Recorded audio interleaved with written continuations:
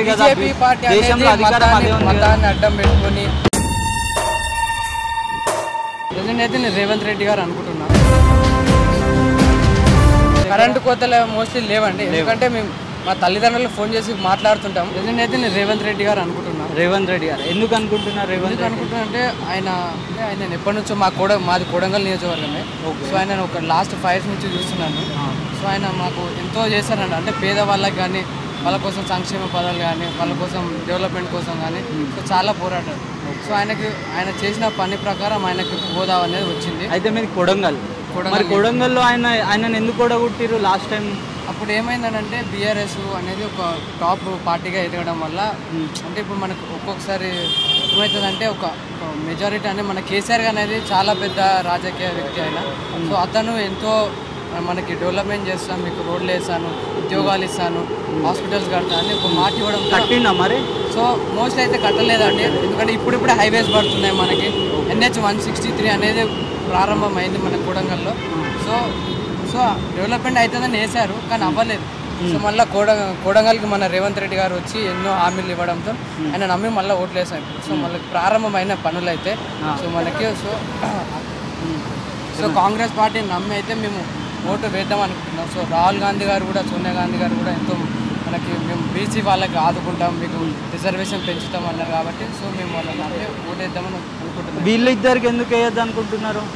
వీళ్ళంటే BRS party ఎలా అయిందంటే ఒకప్పుడు బాగానే, బీఆర్ఎస్ పార్టీ ఒకప్పుడు అయితే చాలా మంచిదని ఉండే, కానీ ఇప్పుడైతే వచ్చిన కాళేశ్వరం ప్రాజెక్ట్ కానీ, కుంభకోణం కానీ, వీళ్ళు మళ్ళీ ఇప్పుడు లిక్కర్ కేసు కానివ్వండి, చాలా ఏవైతే ఇల్లీగల్. కాంగ్రెస్ ఏం స్కామ్ చేయలేదంటారా? స్కామ్ నాకు తెలిసినంత వరకు ఏది స్కామ్లు జరగలేదు అనిపిస్తుంది. అంటే మనకి అరౌండ్ తెలంగాణ చూసుకుంటే మనకు నార్థన్ ఇండియా, ఓవరాల్ ఇండియా అయితే ఉంటుంది మనకి. అంటే నేను ఇప్పుడు పార్లమెంటరీ ఎలక్షన్ గురించి మాట్లాడుతున్నా. పార్లమెంటరీ ఎలక్షన్ అంటే కాంగ్రెస్ కూడా ఒక జాతీయ పార్టీ కదా. ఇంతకుముందు మనకి బీఆర్ఎస్ పార్టీ వాళ్ళు చాలా మంది ఎంపీలుగా చేశారు కదా. సో ఆల్రెడీ వాళ్ళు చేశారు కాబట్టి వాళ్ళకి అనుభవం ఉంది, చూస్తున్నాం కూడా మళ్ళీ చేసింది. సో ఒక ఛాన్స్ వీళ్ళకి ఇద్దామని మేమైతే ప్రయత్నిస్తున్నాం.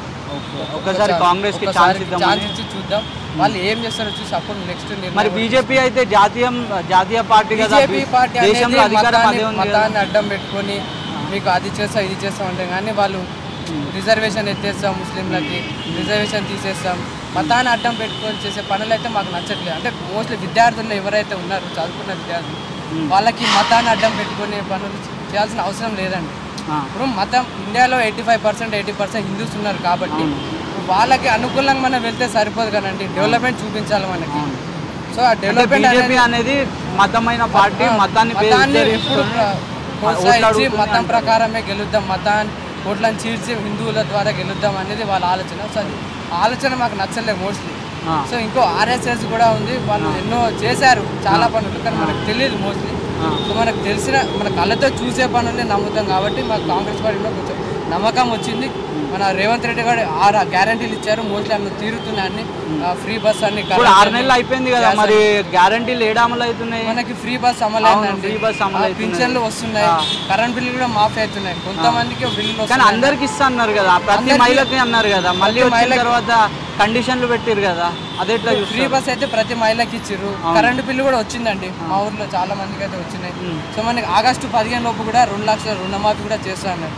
సో మనకి ప్రతి ఒక్కరికి ఛాన్స్, ఇంకా 5 సంవత్సరాల వాళ్ళకి టైం ఉంది కదా. అయితే ఈ ఫ్రీ బస్ స్కీమ్ ఏదైతే ఉన్నదో దాంట్లో గవర్నమెంట్ ఎంప్లాయీలు లక్షల్లో జీతం ఉన్న వాళ్ళు కూడా ట్రావెల్ చేస్తున్నారు కదా, మరి గరీబ్ వాళ్ళకి దాని మీద ఎఫెక్టే పడుతుంది కదా. కానీ ప్రీవియస్గా మనకి ఏదైతే ఫ్రీ బస్ పెట్టారో అప్పుడు అందరూ ఎక్కిరు ఫ్రీ బస్ సర్వీస్ ని. ఇప్పుడు అబ్బాయిలు స్టూడెంట్లు కూడా ఇబ్బంది పడుతున్నారు కదా, బస్సులు లేక ఇబ్బంది పడుతున్నారు. ఇప్పుడైతే నా మేరకు తగ్గిందండి. ఇప్పుడు నేను అబిడ్స్ నుంచి ఇక్కడ వరకు బస్సులోనే వచ్చాను. సో మోస్ట్లీ తీసుకుంటే స్త్రీలు ఎక్కువ మంది అయితే లేరు, అబ్బాయిలు ఎవరైతే జాబ్ చేస్తున్నారో, ఎవరైతే వర్కింగ్ లేడీస్ ఉన్నారో వాళ్ళే బస్సులు ఎక్కువ ఉన్నారు. సో ఫ్రీ బస్సు టికెట్లు కూడా ముందు ఎంత అయితే ఉపయోగించుకున్నారు, ఇప్పుడు అంత లేదు.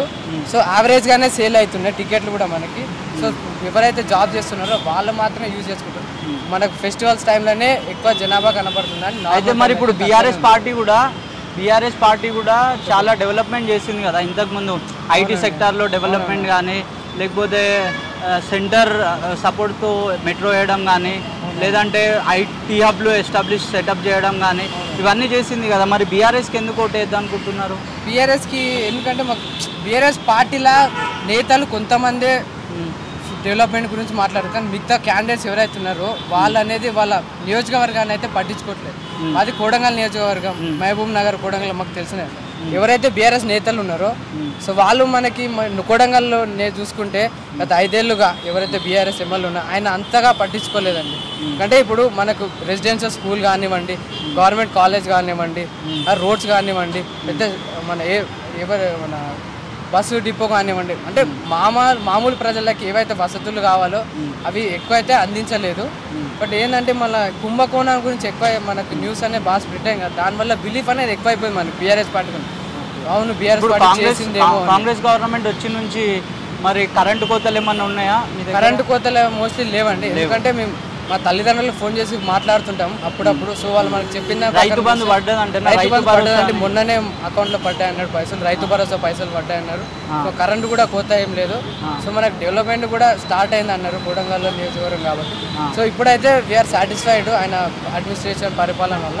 ఫ్యూచర్లో ఇంకా చేస్తే మేము ఎన్నుకుంటాం, లేదంటే ఆయన కూడా. మరి అసెంబ్లీ ఎన్నికల్లో బీఆర్ఎస్ ఓడిపోవడానికి ప్రధానమైన కారణం ఏంటంటే మనకి ఇప్పుడు స్టేట్ లెవెల్ అయితే బీఆర్ఎస్ లేదు కదండి, అంటే మనకి స్టేట్ లెవెల్లో లేదు కాబట్టి ఆయన ఓట్లు పడే అవకాశాలు తక్కువ ఉంది.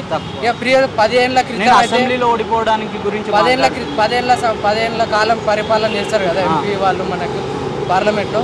సో వన్స్ ఒక ఛాన్స్ మన కాంగ్రెస్ కూడా ఇచ్చి చూద్దాం. సెంట్రల్ ఎలాగో పవర్ ఉంది మనకి కాంగ్రెస్కి మోర్ దెన్ బీఆర్ఎస్కి ఉన్నంత.